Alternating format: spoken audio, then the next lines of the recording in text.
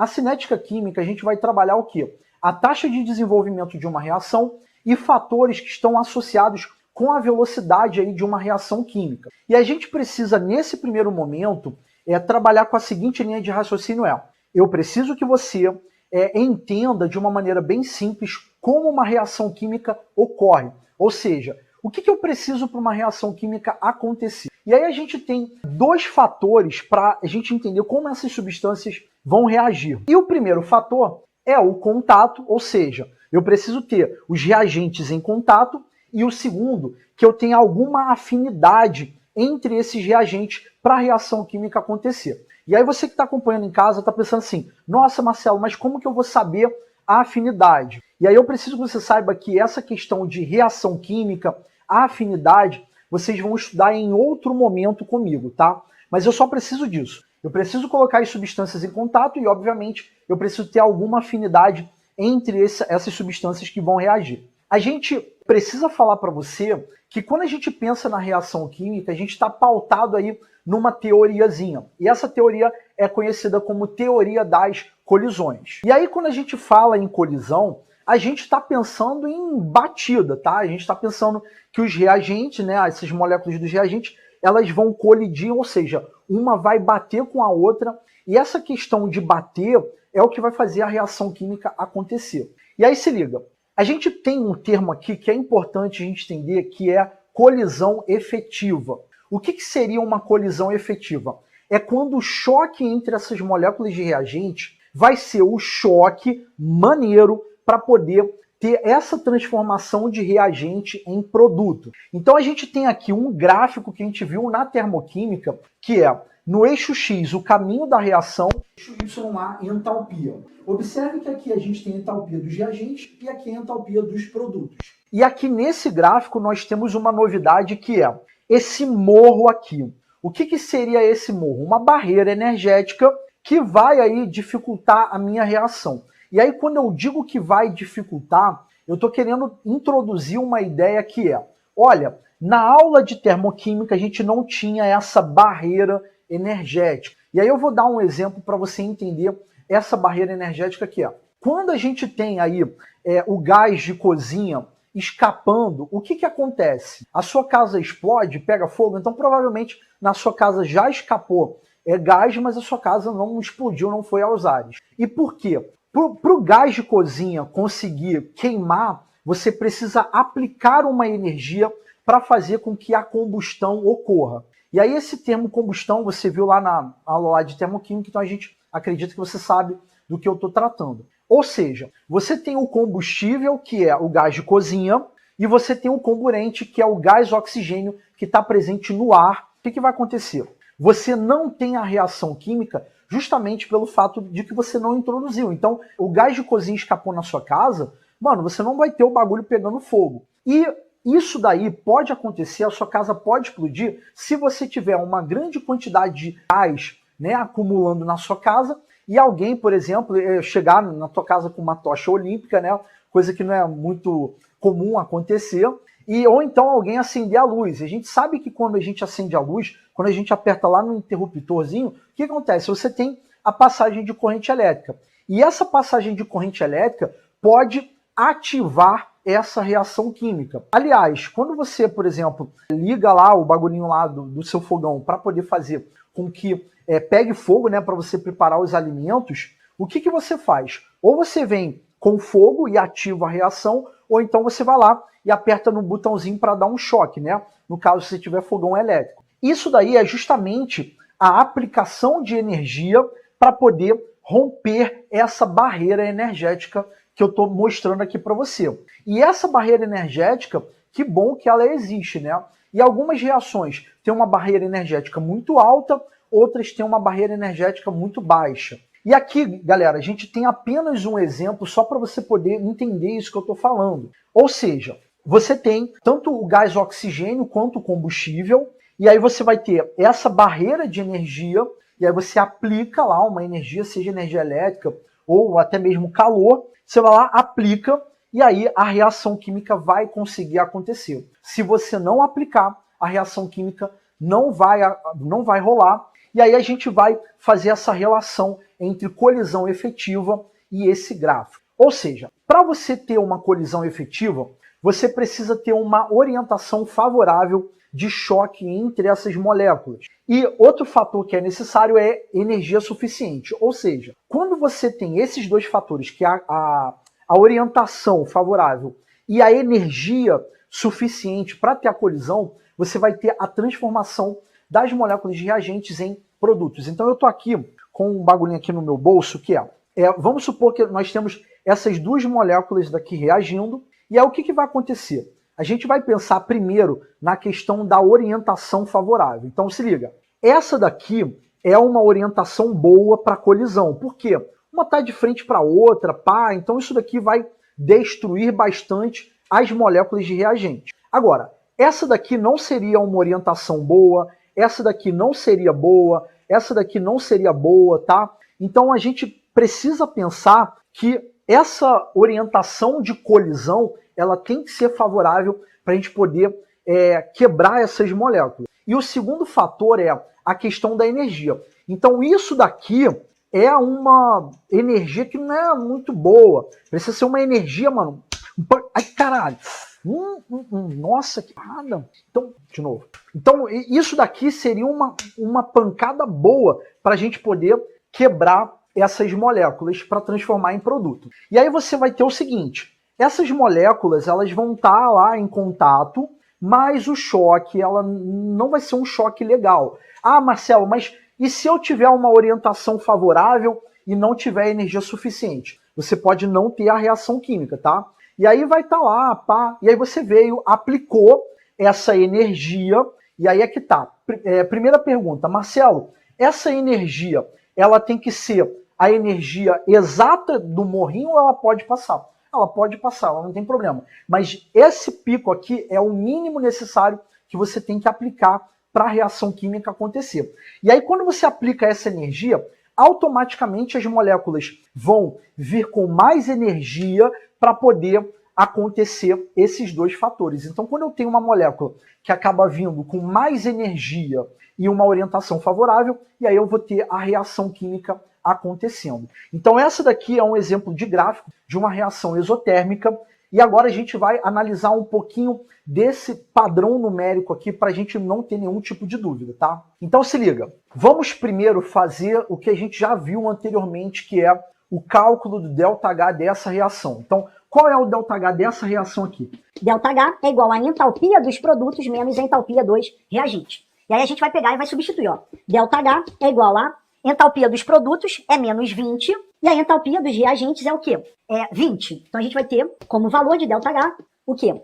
Isso aqui vai dar menos 20, menos, aqui vai ficar negativo, então vai dar menos 40. Nesse caso eu não coloquei a unidade de medida, mas vamos trabalhar com kJ mesmo, tá bom. É só para vocês poderem entender. Então o ΔH dessa reação é menos 40 kJ. Primeira conclusão, crianças, não alterou nada com a aplicação dessa energia aqui para você ativar a reação, tá? Então se liga, não muda nada do cálculo do ΔH. Então eu não quero ver aluno aqui do extensivo assim, ah, Marcelo, caraca, não vai mudar nada no cálculo do ΔH, beleza? Agora a gente vai ter uma pergunta para você, qual é a energia de ativação dessa reação que está representada? E aí, como que você vai descobrir a energia que você vai ter que aplicar ali para essa reação acontecer? Então se liga, quando eu tenho os meus reagentes ali, a entalpia já está em 20, tá? Então, ó, a minha entalpia dos reagentes já é 20 kJ aqui que a gente está trabalhando. Para eu conseguir fazer com que essa reação química ocorra, eu preciso aplicar o quê? Uma quantidade de energia até chegar a 60.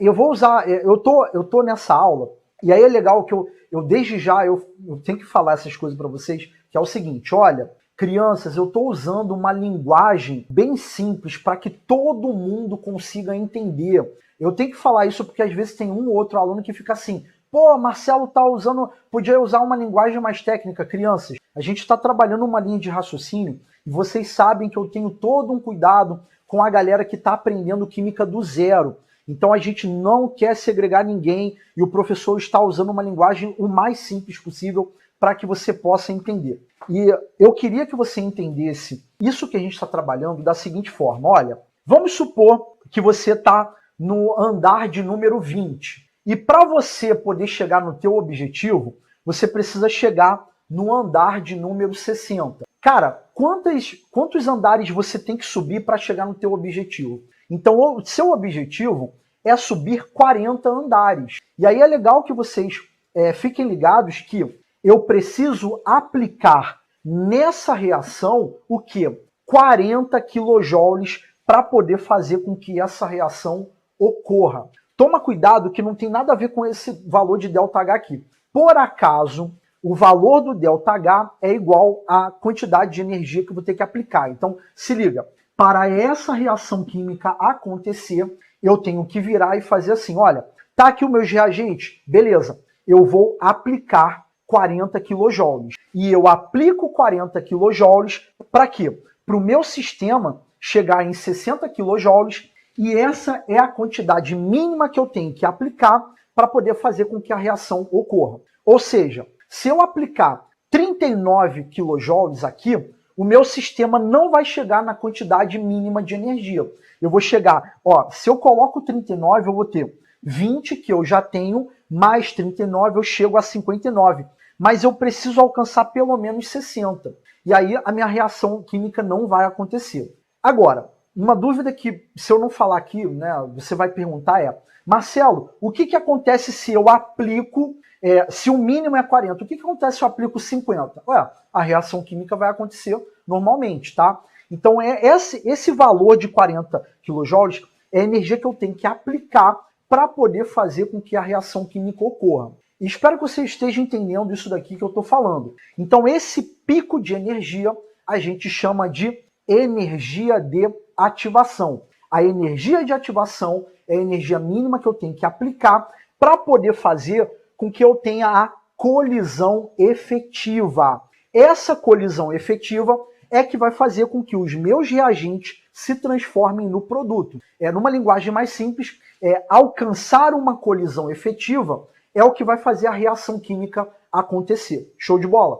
E aí eu não recomendo que você prossiga na aula se você não entendeu isso. Só que a gente está aqui para aprender química, mas a gente também tem que pensar em provas, né, nos vestibulares e também nos exercícios que vocês vão ter que passar aí ao final dessa aula. Algumas questões viram para você e falam assim, olha, tem esse gráfico aqui, tá? E esse gráfico aqui, a gente quer saber qual é a entalpia da reação inversa. E aí vamos parar para pensar, a reação onde eu tenho reagente virando produto, a gente chama de reação direta. É um caminho, entre aspas, normal, tá? Agora, eu tenho a possibilidade de ter uma questão que vai te colocar o gráfico, e aí presta muita atenção. Você vai trabalhar com a reação inversa. A reação inversa é o caminho contrário.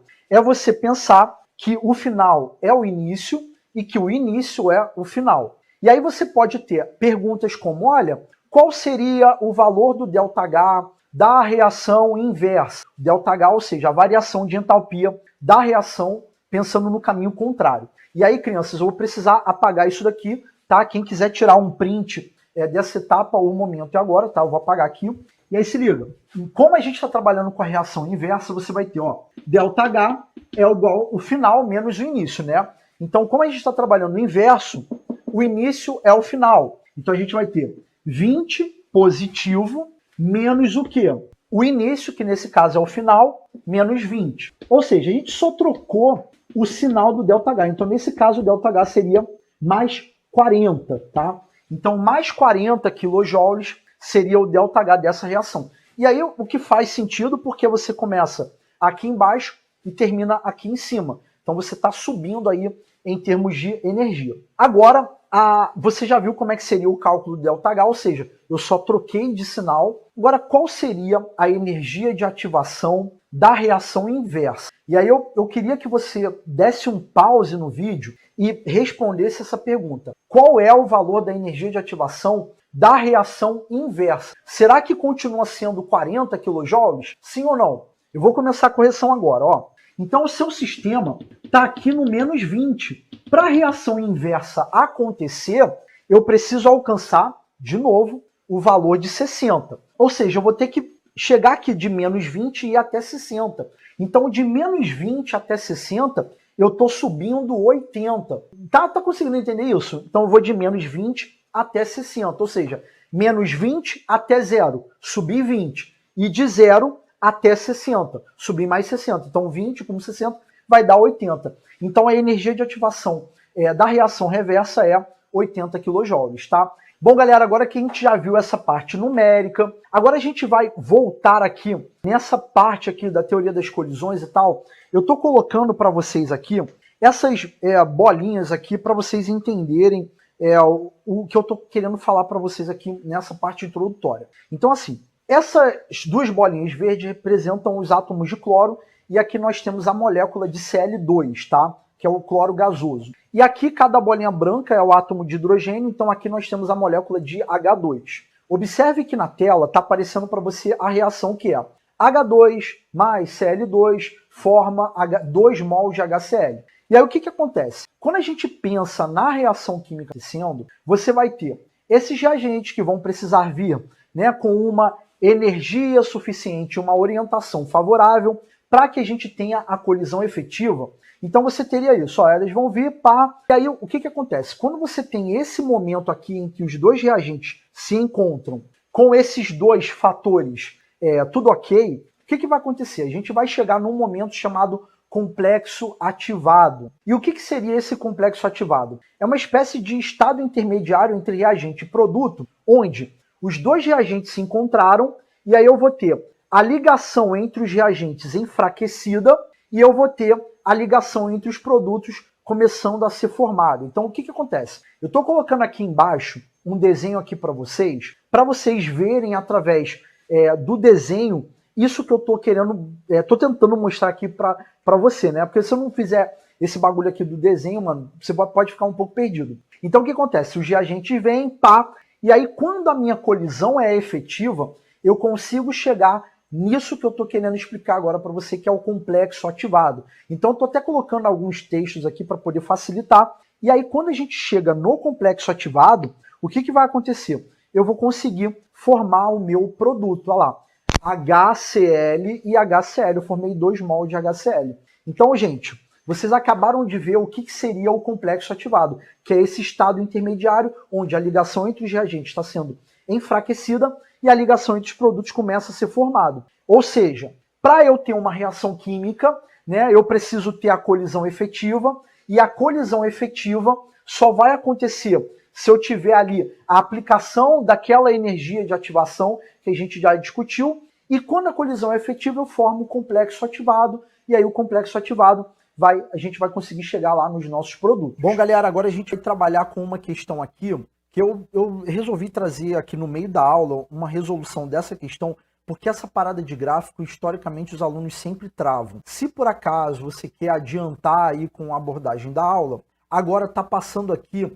o tempo em que eu volto aí com o desenvolvimento do assunto. Mas ainda assim, eu não recomendo que você prossiga, eu quero que você continue acompanhando aqui essa resolução de questão para não ficar nenhuma dúvida na hora de resolver os exercícios. Então essa questão aqui, a gente trabalha com um gráfico, né, da energia em função do desenvolvimento de uma reação química hipotética. Então está aqui o eixo X, o desenvolvimento da reação, e o eixo Y, a energia. Não tem nada de diferente do que a gente está abordando na aula. Inclusive essa daqui também é uma reação que libera energia, e eu, de propósito, eu estou trabalhando com apenas 2 alternativas, apenas a letra A e a letra B. A gente não vai precisar ter todas as alternativas para a gente chegar onde eu estou querendo, né?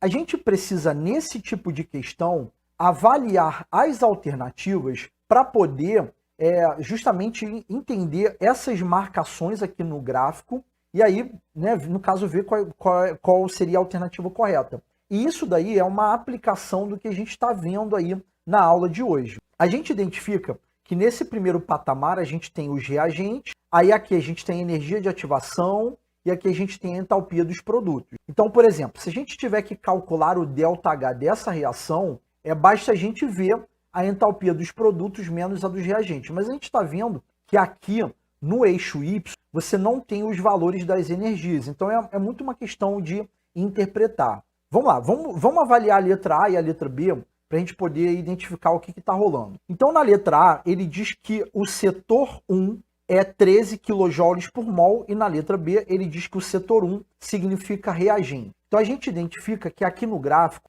esse setor de número 1 é o que a gente viu na aula, significa entalpia 2 reagente. Então já na primeira análise a gente já descarta a letra A e sabe que a letra B vem ser a alternativa correta e é justamente essa alternativa que seria para marcar, tá? Eu já estou marcando aqui e aí a gente vai comparar a letra A e a letra B para vocês poderem identificar o que está rolando. Aí, esse trecho 2, tá vendo? Você tem aqui assinalando a quantidade de energia que você vai ter que subir para poder fazer a reação química acontecer. E vocês aprenderam na aula de hoje que esse pico de energia se chama energia de ativação. Então, mais uma vez, aqui ele coloca como 2 reagentes, não tem nada a ver. O 1 que é reagente, esse 2 aqui no caso é energia de ativação, tá? Aí você tem aqui um 3, que significa esse patamar de energia aqui no alto. E aí lembra que eu falei para vocês o seguinte, que você aplica uma energia para fazer a reação química acontecer. E aí quando você chega nesse pico, a gente chega no que a gente chama de complexo ativado ou estado ativado. Então observem que na letra A ele trabalha como energia de ativação. E na real, no patamar 3, a gente tem o estado ativado sendo alcançado. Então, interprete comigo o gráfico. O 2 se refere a isso daqui de energia, tá? Esse pico de energia que eu tenho que aplicar é a energia de ativação. Quando eu chego aqui no alto, eu tenho a formação do meu complexo ou estado ativado. E aí vamos continuar. Aqui no 4, em ambos é mencionado que vem seus produtos, o que faz sentido aqui no gráfico, tá? Então o 4 é o patamar aí de energia dos produtos. Agora, no 5, para ambos as alternativas, ele trabalha que é 12 kJ por mol. Aí o valor da energia é o mesmo. Só que olha a parte conceitual de termoquímica. Na letra A, está dizendo que o 5, e olha o 5 aqui, o que vai rolar? Ó, esse 5 é justamente o ΔH da reação. Olha com calma isso aqui, ó. É justamente a variação dos reagentes para os produtos, ou seja, essa variação aqui é o que a gente chama de ΔH. E aí você vai observar o seguinte, tá vendo lá, todo esse trecho aqui vale 25 e esse trecho aqui vale 13. Então aqui vale 13 e tudo isso aqui vale 25. Então esse trecho aqui tem que ser quanto? Tem que ser 12, né? Para resultar em 25. Só que não é calor absorvido, porque essa reação é exotérmica. Então essa aqui seria a alternativa correta, a letra B de bola. Então observem que nesse tipo de questão você tem uma situação onde a gente precisa interpretar, avaliar alternativas, ver o gráfico com calma, não é nada de fechar o olho e sair chutando igual um maluco, não. Toma cuidado, tá? Então eu espero que essa questão possa ter clareado aí as ideias para você não ficar perdido na hora de resolver os exercícios, tá? E agora a gente vai retornar aí para o quadro para a gente poder trabalhar agora com a questão de velocidade das reações e os fatores que estão associados a isso.